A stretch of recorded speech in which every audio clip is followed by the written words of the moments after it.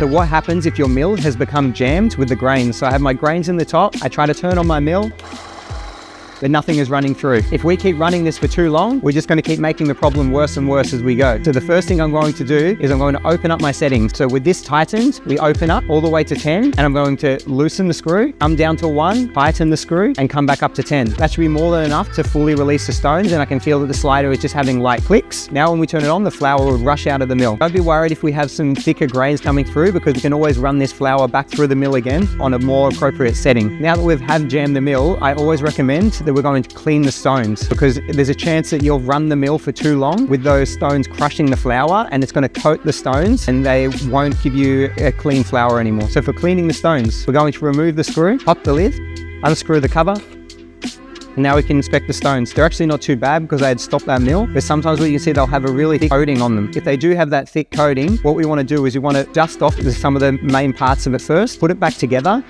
and then we're going to run some rice through on a coarse setting to try to clear some of the gunk that's on the stones. After you've run that rice through, you can inspect again, and it should look something similar to this. If there is still build-up on it, what we can do is we can take a paring knife, but we're going to use the back of the knife, not the front of the knife, and you're just going to make small incisions on the stones. You don't need to peel it off. You're just going to make some small little incisions on it, and they'll have lines and marks. When you put it back together and run the rice through, the rice will go into those incisions and remove the set flour that's caught onto the stone.